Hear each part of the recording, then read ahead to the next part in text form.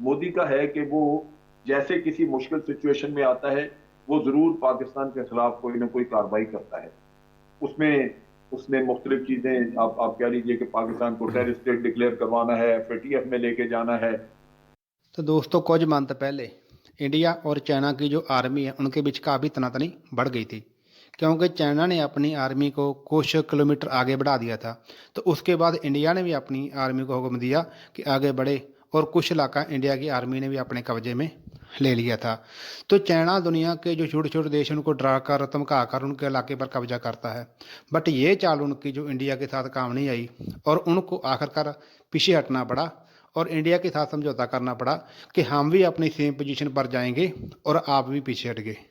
तो ये इंडिया और चाइना के बीच एक संधि हुई है। पाकिस्तान को लगता है कि इंडिया और चाइना के बीच समझौता होना और शांति स्थापित होना ये पाकिस्तान के लिए एक खतरे की घंटी हो सकती है, क्योंकि इंडियन गवर्नमेंट पूरा फोकस पाकिस्तान के ऊपर करेगी। और पाकिस्तान के जो मीडिया के लोग हैं और पाकिस्तान के जो गवर्नमेंट के लोग हैं वो इस बात से डरे हुए हैं। तो आप इस वीडियो को देखिए, उससे पहले हमारी आपसे रिक्वेस्ट है कि आप हमारे चैनल को सब्सक्राइब जरूर कर दीजिए। चीन और भारत ने लद्दाख के ऊपर जो अनरेस्ट था उसको अभी सेटल करने की बात की है, जंगबंदी की बात की गई है, लेकिन कितनी देर ये जंगबंदी हो सकती है? क्योंकि अगर आप भारत के फॉरेन पॉलिसी के डिज़ाइंस को देखें, उनके ऑब्जेक्टिव्स और इंटेंशंस को देखें, तो भारत जो इस इलाके में अपनी सुप्रीमेसी की कोशिशें करता रहता है, तो जाहिर है वो बहुत अरसे तक इस तरह की चीज़ों से बाज नहीं रह सकता। इस वक्त हमारे खित्ते में जो सारी सूरत हाल है, आपको लगता है कि पाकिस्तान की फॉरेन पॉलिसी बहुत इफ़ेक्टिव मेजर्स ले रही है, प्रोएक्टिव है? क्योंकि माजी में हम हमेशा ये गिला सुनते थे, जो एक्सपर्ट्स हैं, आप जैसे लोग जो सर्विसेज का हिस्सा भी रहे हैं और जो बहुत करीब से देखते हैं, वो कहते थे कि पाकिस्तान हमेशा रिस्पॉन्सिव पॉलिसी को ज़्यादा परसू करता है और प्रोएक्टिव नहीं होता। यू थिंक अभी इस वक्त पाकिस्तान की मौजूदा जो फॉरेन पॉलिसी है वो प्रोएक्टिव है? देखिए, मेरे नुक्ता निगाह के मुताबिक तो प्रोग्रेस काफ़ी हुई है, और टर्निंग पॉइंट था पुलवामा का वाकया, जहां पाकिस्तान ने एक स्टैंड लिया और बालाकोट के बाद फिर ये दुनिया को बताना शुरू किया कि भारत फॉल्स फ्लैग ऑपरेशन करता है और फिर वो कोई ना कोई हरकत पाकिस्तान के खिलाफ करता है। अब जो सूरत हाल है यहाँ पे, पाकिस्तान ने इस मामले को इतना इफेक्टिवली उठाया दुनिया में कि भारत के ऊपर एक चेक आ गया। पुलवामा के वाक़े को 14 फरवरी को 2 साल हो गए, और आपने देखा कि इस पीरियड में उसने कोई और फॉल्स फ्लैग ऑपरेशन नहीं किया। ये पाकिस्तान की, मैं समझता हूँ कि एक प्रोएक्टिव अप्रोच थी इस किस्से पे, दुनिया को वार्न करते रहे बर वक्त, जिसकी वजह से ये सूरत हाल हुई। वरना मोदी का है कि वो जैसे किसी मुश्किल सिचुएशन में आता है वो जरूर पाकिस्तान के खिलाफ कोई ना कोई कार्रवाई करता है। उसमें उसने मुख्तलिफ चीजें, आप कह लीजिए कि पाकिस्तान को टेररिस्ट स्टेट डिक्लेयर करवाना है, FATF में लेके जाना है।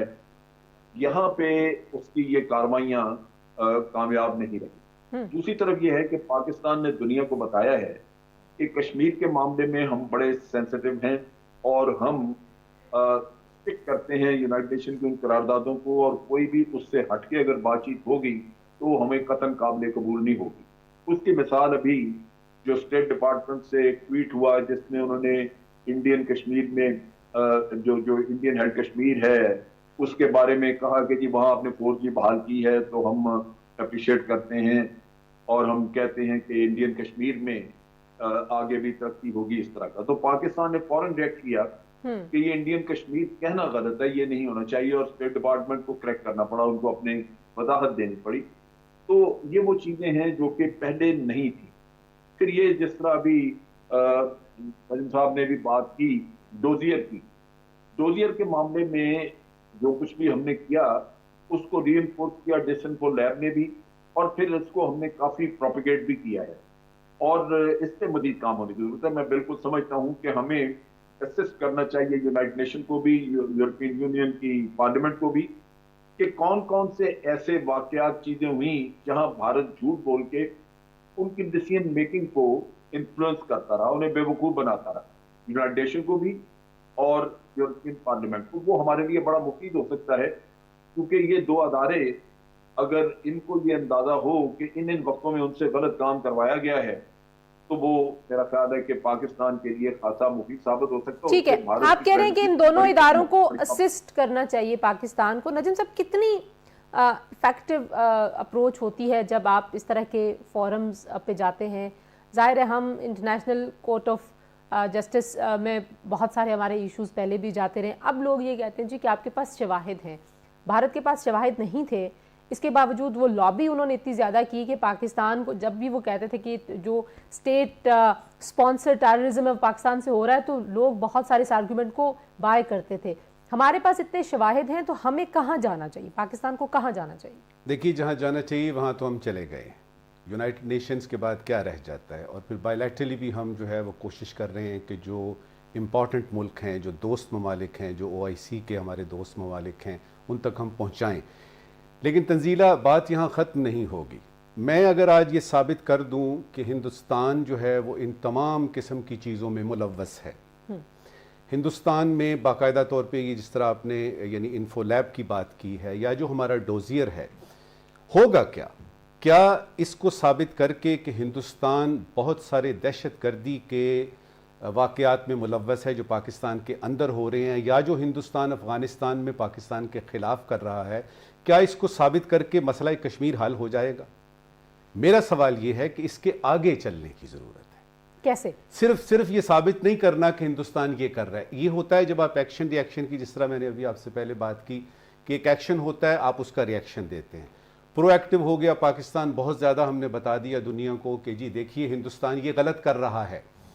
सवाल वहीं पे है, क्या साबित करके हम ये कश्मीर का मसला हल कर लेंगे? अब जहाँ तक बात यह है कि यूनाइटेड नेशंस जो है वो क्या कर सकती है, देखिए इसके लिए आपको यूनाइटेड नेशंस की डायनामिक्स समझनी पड़ेगी। यूनाइटेड नेशंस को कुछ लोग मेरे जैसे कहते हैं यूनाइटेड स्टेट्स ऑफ अमेरिका। वो इसलिए कि जो यूनाइटेड स्टेट्स ऑफ अमेरिका कहता है, लगता है कि वही चीज़, वही लाइन जो है वो फॉलो करती है यूनाइटेड नेशंस। इसमें 3-4 फैक्टर हैं जो डिसीजन मेकिंग आपकी यूनाइटेड नेशंस में होती है उस पर असरअंदाज होते हैं। सबसे पहले तो ये है जो आपका P5 है, जो आपका परमानेंट 5 यानी जो मेंबर्स हैं, जिसमें रशिया है, चाइना है, US है, फ्रांस है, UK, ये मिलके करते हैं। और फिर एक वीटो पावर का भी हमें पता है कि अच्छी भली बात बनी हुई जो है वो ख़राब हो जाती है। जनरल असेंबली का भी हमें पता है। दूसरा ये कि इस यूनाइटेड नेशंस में कौन फंडिंग करता है ज़्यादा, कौन पैसे देता है एनुअली ज़्यादा ताकि उसकी बात सुनी जाए।